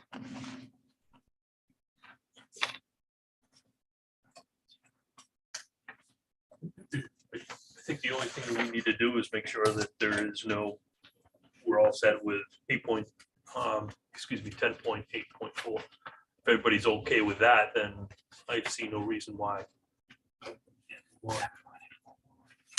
Nobody wants any conditions, then, Beyond what's already been discussed. correct. If that's the case, I move to accept 10.8. Is there a second? I second it. We have a bunch of neighbors here in the room with us today. They're asking for some conditions on this. We're gonna have a comment period after this, correct? Now that we get through the application. Because Mark made a motion and Barbara seconded to accept it, now we're entering the discussion, so we can have a we can discuss it right now. If there's any from the public. I'm sort of of the mind that it's, Barbara's correct, it's sort of difficult to impose conditions on this. As long as everything's Could you being, speak up just a little bit? yeah. I agree that there's no reason not to accept 10.8 with the exception of imposing the conditions. There's a bunch of people here from the neighborhood who have signed petitions and asked to have conditions implemented because of their concerns about operating the pit. Does anybody want to address the room about why they're asking for these conditions to be put on it? Really poking the bear there. I'm Steve Bailey. I live on the corner of Simon Road and Filer's Corner. It would be our property that's impacted by the traversing of the dump trucks. And I want to let you know that Daryl came over the other day, gracious enough to show me. I have no dog in the fight about what happens on the land itself. I have two issues. One was the noise of the operation of the pit, and the operation of, at the time of the original estimate, could have been between 3,000 and 4,000 dump truck loads going by my house over a period of time. With the change in the scope and the fact that the site plan is the limitation of the gravel pit, you know, with the operation screen, I don't hear the trucks running down in there. I mean, the operation of the loader and so forth. I do hear the backup thing from time to time where we're at. And the trucks drive by have been very respectful and driven slow and so forth, but they do in fact decelerate and accelerate right in front of my house over what would have been an original estimate of 3,000 to 4,000 times. So with the change in the scope, and Daryl took me down there and showed me everything, you know, we're talking about half the volume and over a shorter period of time in order to accomplish this particular plan. So, you know, the original restrictions we were concerned about was in the original package we were looking at and reading through it, we were under the impression, I was the impression, that this could be more of an open-ended operation over a longer period of time and appeared more like a commercial gravel pit operation than opposed to a landscaping project. So given all that's going to put in place here, you know, those restrictions, I think of what Daryl has already talked about, you know, like he and I discussed on the other day, you know, he's talking like from 7 to 4 and so many average trips per day. And it's what, 15,000 cubic yards is your newest estimate, which works out to half of what originally was put in there. You know, I don't begrudge somebody from using their property in the way that they find. As a matter of fact, in a meeting that we had with the neighborhood, I told the neighbors, I said, David actually has a very good financial plan. Problem was the way it kind of got off to a bad start and the things that weren't done by the board. So that, you know, you're working through the process and you're working through your own ordinances, and that's what was expected to be happening in the very first meeting, but that all kind of got, you know, for various factors that went off the rails. So we're back here now. So the only other thing that, you know, I would comment to Ms. Boardman is that gravel pit is not on the tax map, and no neighbors were negligent in doing their due diligence about buying property on that land, not saying they knew that there was a gravel pit there, because there's no record of a gravel pit accessible to the general public. I don't know where these site maps came from. So that's my point of view.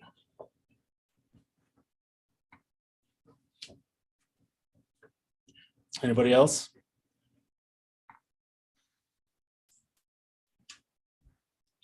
So the motion on the floor is to accept 10.8 with no additional conditions besides what has been talked about already. Mark made the motion, Barbara seconded. Any further discussion?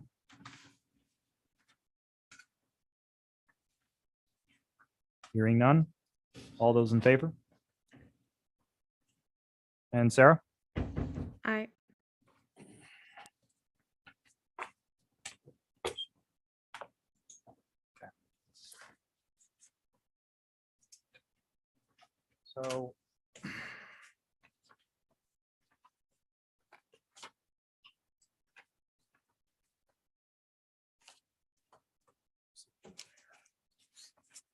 So based on the review, the erosion control and stormwater will be something that I will have to address with the applicant after the meeting. And I will speak with Stan about having a more defined item talking about the noise standard. So in that case, that would be a motion from the board to table the application until those two matters have been approved or addressed.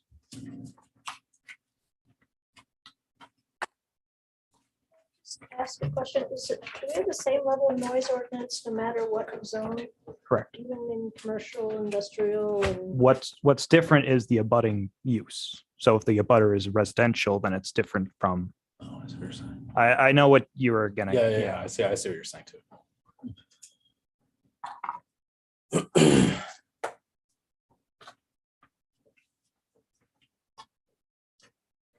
Max, is there a way to handle this rather than tabling everything to just put the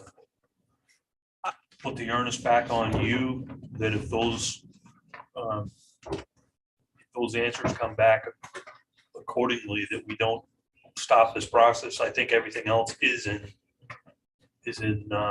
compliance.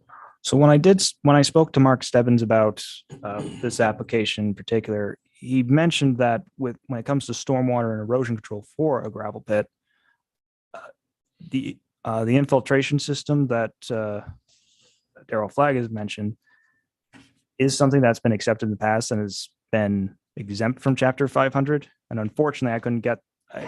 He called me about that on Wednesday when I had a lot going on that day and wasn't supposed to be in Waldeboro for a good chunk of it.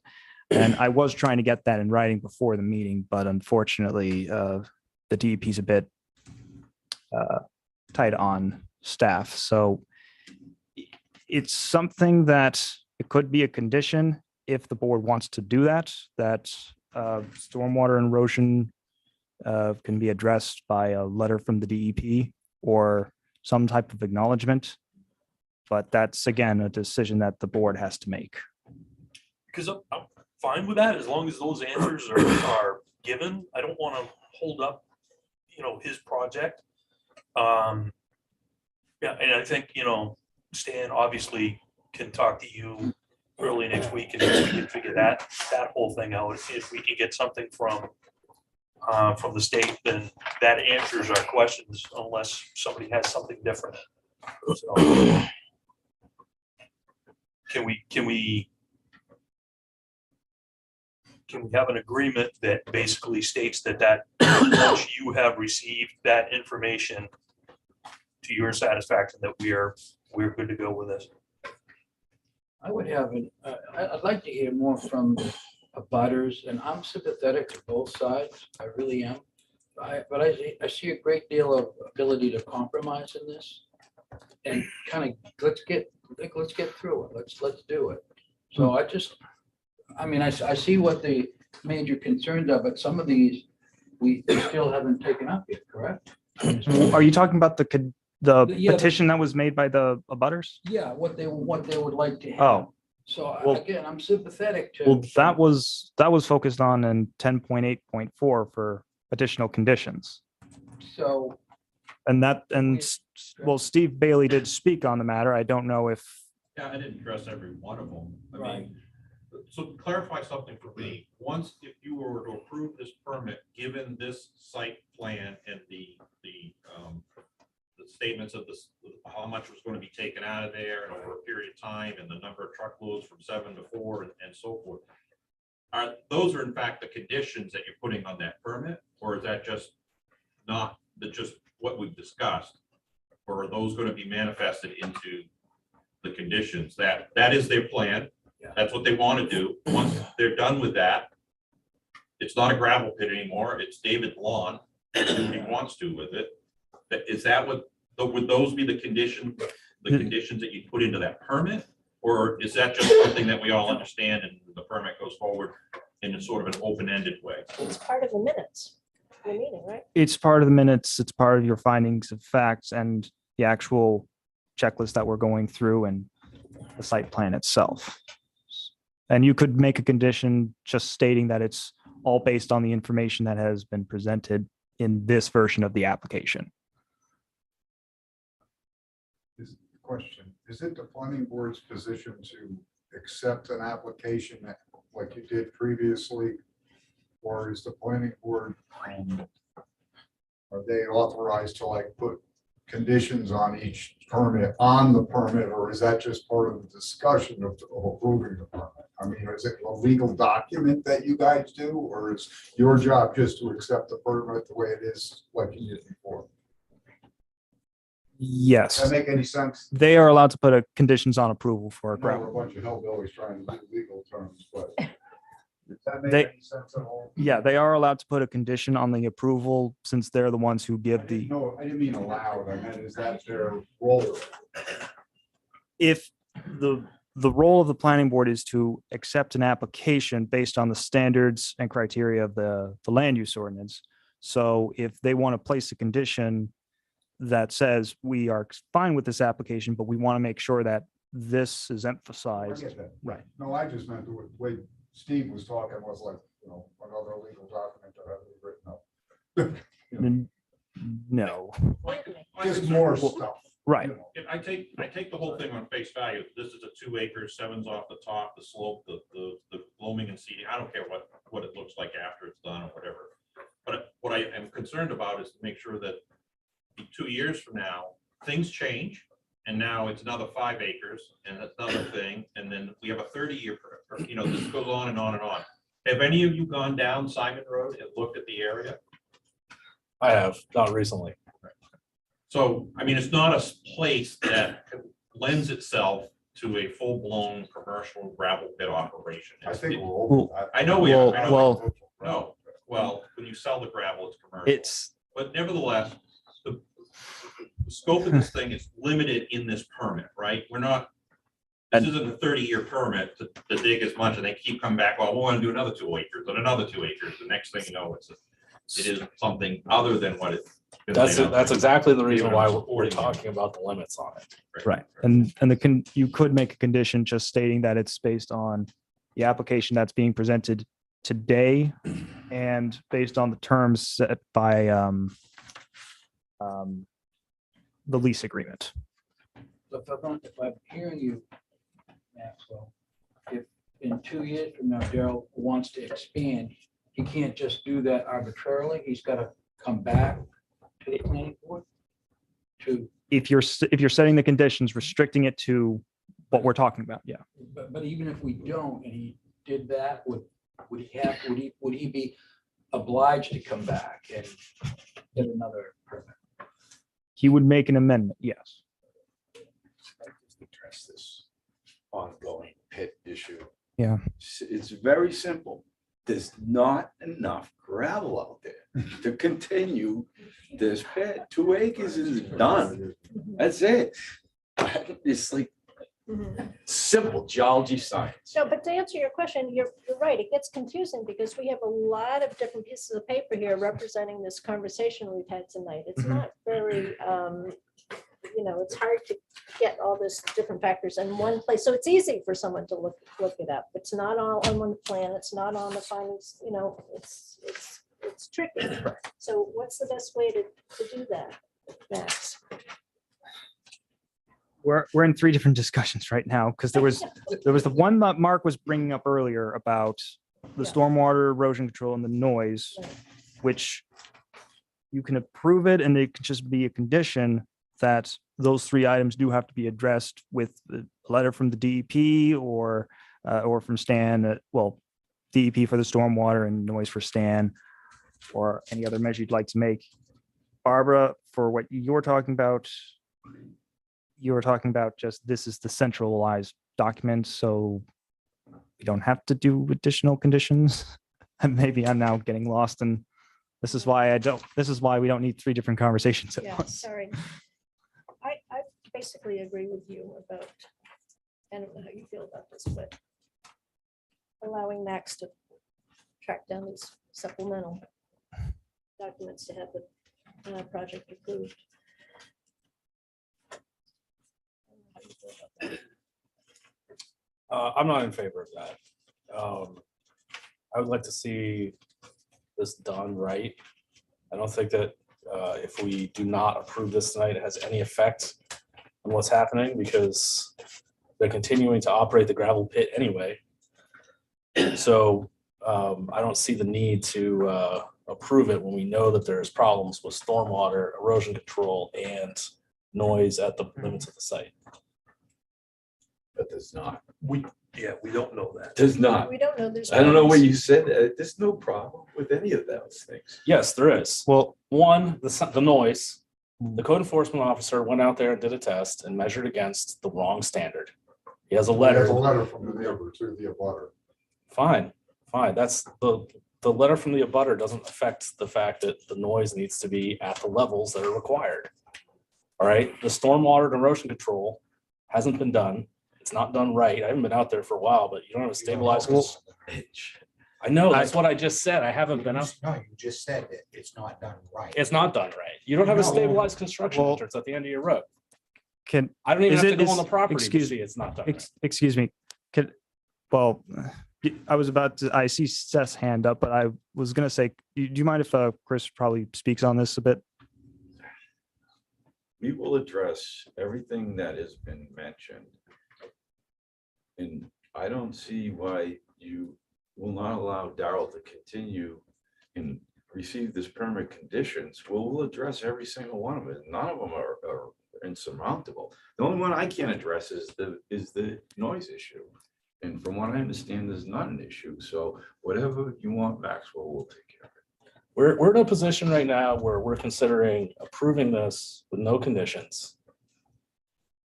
That's Well, no, what no, I no, it's the opposite. You would Oh. be, you would be approving it to make conditions of approval that the stormwater erosion control and the noise would be addressed, and you could set a, Absolutely. like a, So nothing happens A few- until those things are addressed. Get it?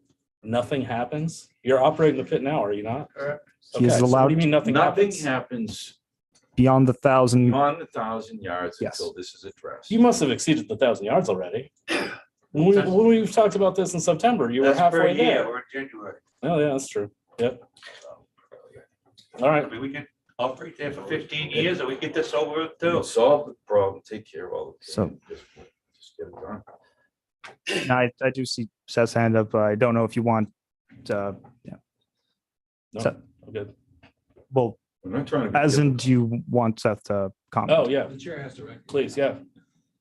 So as somebody who's been doing this for a while, gone through this process many times, at that table, who's also a small businessman in town, who's been on the other side of the table.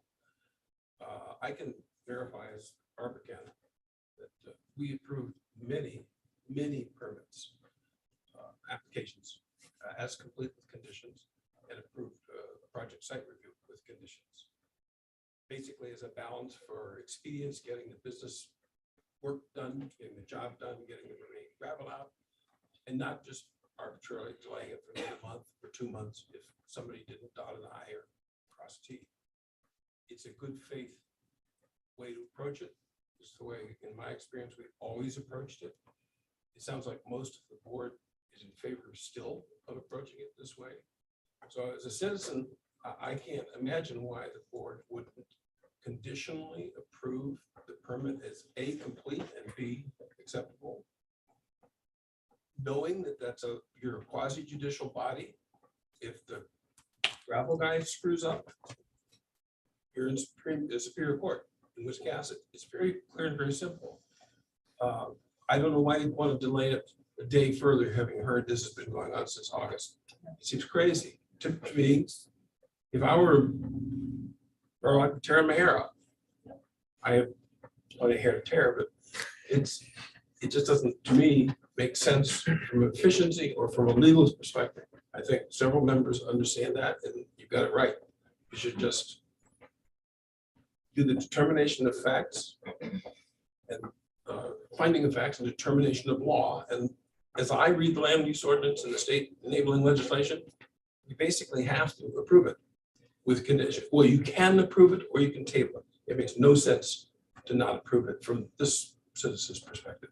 Just grease the wheel, get it done. If they screw up and don't get you this stuff, they're in trouble. It's just that simple. That's the law.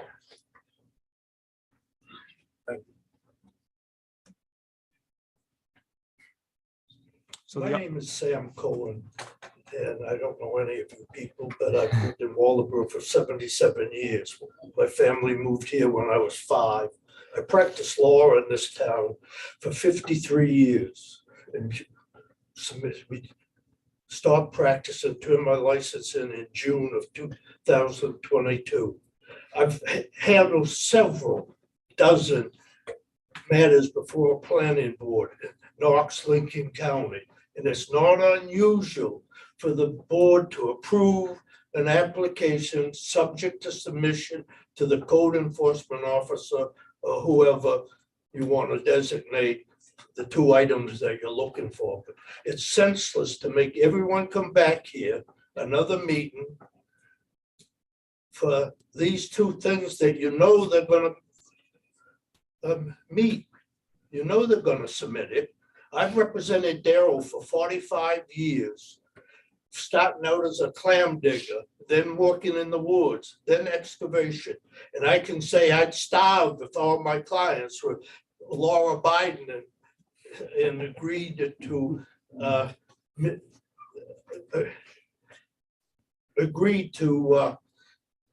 conform to the forestry rules, the DEP rules, etc. Because Darrell, in 45 years, and I've represented him from when he had questions about digging clams to his businesses now. And nowhere during those no time during those 45 years of representing did I have to represent Darrell for violation of any conditions. I mean, if you check with the DEP or whoever, you'd find that he's one of the most effective operators in this area. And it's ridiculous to hold him up for these two minor things. So the two options that the planning board has is to either table the matter or to accept with the conditions of a stormwater and erosion control and noise standards being addressed by the code enforcement officer. By the DEP and the code enforcement. DEP and code, I'm sorry. I think what we need to do is if he's going to submit paperwork accordingly, as long as it meets the land use, that's all we need. We don't necessarily need something from DEP because it doesn't really fall under their jurisdiction anyways. They could say, we're not going to do it because it doesn't fall under our jurisdiction. We're not going to say anything. My feeling is that, you know, if they go through and answer the questions that are in shorelands, in the land use ordinance, then as far as we're concerned, that's good. So, Chris, out of curiosity, when do you believe you might have something for addressing the stormwater plans prepared? Or Darrell, I should have said. Yes, I'd like to have you Talk about. present something that Okay. I have to do. Okay. Put it right, what we I need to do. need to know the, the Okay. scope of work, but it'll be fast. Okay. We're not gonna, this is crazy. We don't want to hold this up. We want to get Right, it done. We right. want to do it the right way. We'll take care of any issues that arise. Okay. It would be nice if we get it approved under conditions. We'll get it done. We're not here to cause any issues. No, I wasn't trying to imply that. I was just trying to get an idea from a timeline. Yeah, 5. Okay. So the decision's up to the planning board. You can accept with the conditions or you may table. That's a discussion you have to have now. You want to make a motion? we're into the discussion phase, but yeah, I will, once that's done. I don't know if there's anybody else that has any input.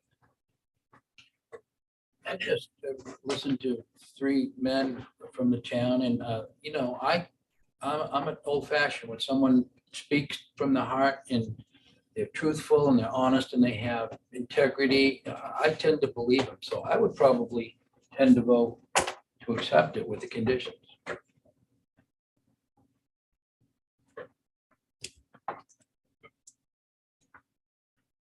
There's no other discussions, then someone may make a motion. I'll make a motion that contingent upon the CEO's, not really sure how to word this, but To accept the application, accept the application with the CEO's approval of the noise, that it meets the 55 decibels that the land use. you want to accept the application with the conditions that the code enforcement officer will address the noise standards as well as sign off on the stormwater and erosion control standards. That's fine. That works for me. As long as it meets the land use, we're good.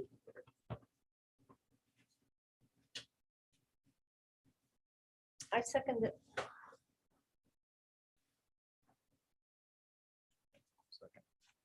Have to write that down.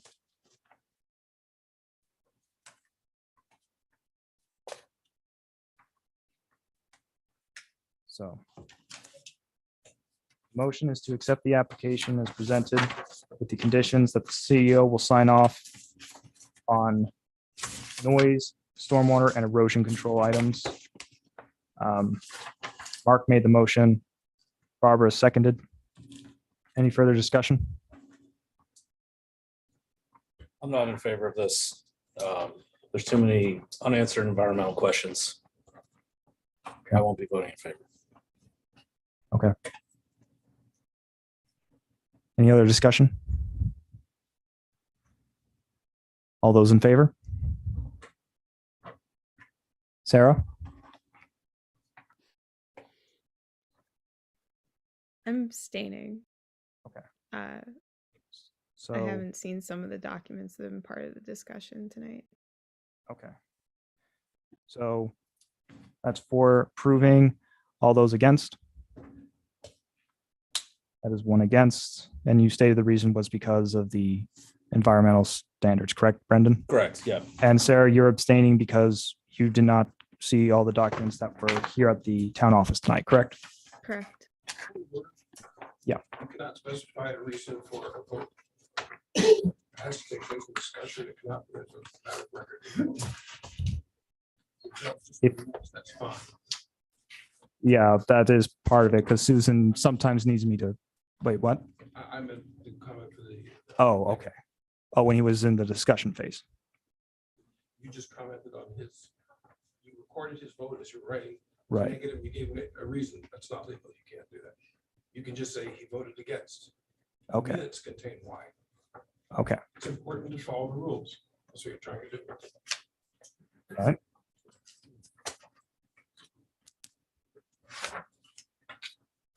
So with that, the motion passes 4-1. I will be working with Chris and Daryl to address these matters. And then I'll have an updated site map that will have the planning board signature block so that it can be signed at the next meeting. I would like to contact, you want me to come back tomorrow? Town office is closed tomorrow, but I will send an email. I'll send an email to Daryl after the meeting, if that's all right. All right, very good. All right. We'll give everyone a chance to clear out before we move on to the next item.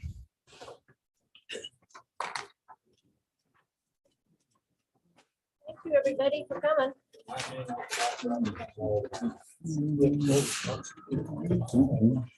Did anybody tell you you're a doppelganger of Billy Maxwell? Suppose you better have road to make you I thought you were a younger Okay. Billy Maxwell. No, we don't remember. We worked together a couple of times. Thank you. Thank you. Thank you. Good night. So. You say Stanley? We will get erosions. I'll send an email. I'll send you an email. Somewhere near waterways or resource protection.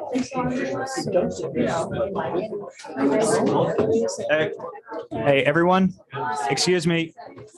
If you gotta love how, yeah. Say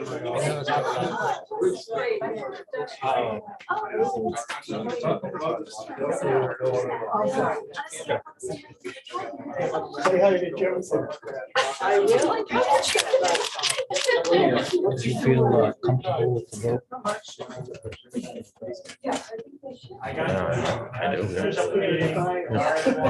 I wish the applicant could be a little more pleasant. That's Yeah, just- it's just That's, part of it sometimes. yeah. All right. There's dollars at stake. I know, yeah, I hear you. Right. What's next? Something that'll take just as long, the minutes from November 10th.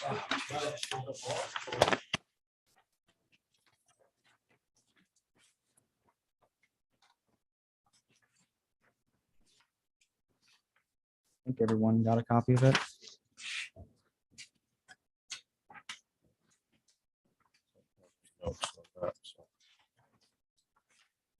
Susan, I think you had a very minor note. I think it was about a spelling item.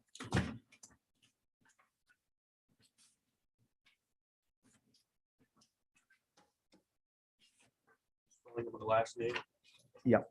the paragraph.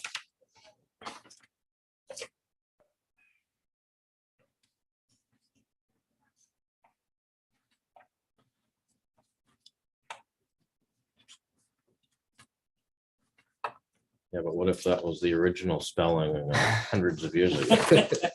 Haven't found gosh. it on ancestry.com yet. Right. but There's been some doozies. Other than fixing Marx's last name. Any other notes?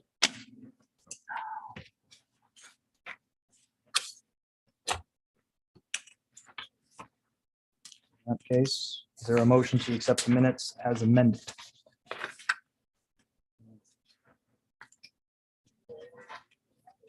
Make a motion. Donnie makes the motion. Is there a second? I'll say, Motion is for accepting the minutes as amended. To address the spelling of Mark's name. Donnie made the motion. Mark seconded. Any further discussion? Hearing none. All those in favor? Yeah. And Sarah? Yeah, that's right. Aye. Approved. All right. Now there's a few minutes before 8. Yeah. Got to get out by 8. Yeah, I really do. Well, yeah, I was about to ask the rest of the planning board what your thoughts were on land use ordinance revisions. One of the things I did want to just quickly say was it is mostly amendments that were made last time with the notes that were made by the planning board members. I did include items from LD 2003 just to get the town ahead of that before the July 1st deadline that we have.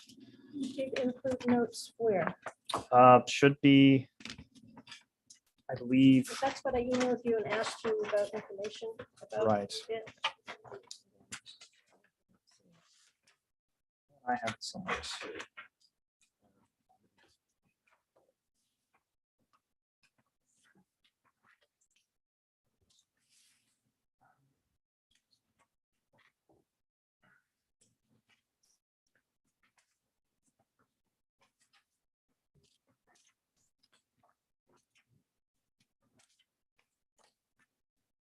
So are we gonna take up this stuff after the AV Gray meeting or? Well, that's the direction I wanted to get from the planning board tonight. Are we assuming that's gonna be a big one? January 26th meeting, Yeah. I would imagine there might be some people turning out. It's always 50-50. I never know whenever a lot of people are showing up, like the night, I never know when no one's going to show up, like what we had with Friendship Street School. That it's a pre-application, so there's no public notice. So just out of courtesy, I will still put an ad in the Lincoln County News. We have a reporter from Lincoln County News here tonight. Hi, Elizabeth. I'm also going to inform Courier Gazette to send a reporter as well. And I will send a letter to the people on School Street and Philbrook Lane, again, out of courtesy and because they will be impacted by any traffic. What about the Press Herald? You can invite the Press Herald if you want. Well, I'm just, So- that's what I. So I don't know if you want to go over the ordinance tonight, if you want to table it to January 26th in case there's time left over, or if you want to now just wait until maybe February. And the deadline on this is April sometime. April 4th, I think, is what Julie told me. We got time. so that leaves February and March. Do we know if there are gonna be anybody coming along? For the January 26th. Applying. Oh, for February. The individual for 370 Hendrickson Lane for the single home, he says he is going to be there in February. I need to see what he's going to give me.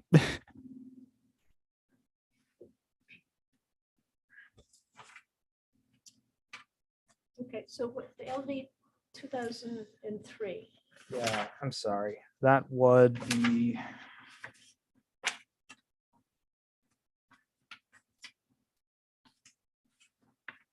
Okay, I'm not finding that. It would be under definitions, Article 9, and I believe Article 6. It's primarily just addressing the density requirements for affordable housing and just to put in some specific standards for someone who wishes to apply under LD 2003's definition for affordable housing. oh wait, so you have a copy of this? I thought I had it, but maybe I didn't send it out. No? Article 9, roads, parking, driveways, blah, blah, blah. I Yeah, don't that- see anything in regards to housing. Okay, well, I'll send out a revised copy then. I thought I did send that out and I guess I didn't. Yes, there's a heck of a lot of revisions here. And can we get some information about like, you said that Waldeboro is like the only town that has 80,000 as a rural. Most towns in the immediate area are more of 40,000. There are there are a few for, 40,000 is different than none. that Right. you're writing in here. So can we get some comparisons for I'll get some- nearby towns or yeah. something? I think I compared it to Damerscott and Warren just to get the idea, Okay, but I'll get some others. okay, good. So do you want to tape? Well, I also don't know if you want to take comments from the public, if you want to table this until a future meeting, or, because I know, Johnny, you said you have to get out by 8. Well, it is 8 right now. Other than the land use item, it'll just be, so what does the board think? I'd like to leave it on the, was it January 26th, our next meeting? Just Leave table On there, and then, yeah, table it until then. If we can work on it then, fantastic. If we can't, then we'll have to push it off again. Good idea. Okay. Sort of suspecting we might need to have a separate meeting to get to this at some point. If there's no applications in February, we probably should still get together and do this because we're running out of time. Fingers crossed, I'm not going to have someone in February. Okay. All right, so are there any other comments from the planning board? Anything from, yep, I believe you need a motion to table. is there a motion to table? For what? Motion to table the land use ordinance discussion until, Oh, yeah. I moved, we So table it. moved. Our next meeting. I'll give that to Sarah and then you'll be second.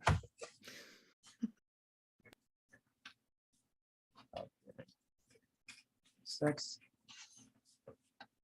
So table the land use ordinance discussion until January 26th. Sarah made the motion. Mark seconded. Any further discussion? Hearing none. All those in favor? Sarah? Aye. Motion passes. So I have a question. Is the people building the project on 80 Gray, have they bought the land yet, or is the transaction happened? No, that agreement hasn't happened yet. So they're coming forward with just a basic plan and they're still working out the agreement details. Just the VOA people Yes, but it's being presented by Walsh Engineering, who's being contracted. and by that them. other gentleman, the developer from Portland, he just never. No. Yeah, I didn't. All right. Any other comments from the planning board? Is there a motion to adjourn? I'll move to adjourn. Any, I Barbara second seconded? Yes. Any discussion? You can't have discussion on the motion to adjourn. I'll take that. All those in favor? Oh, shut up.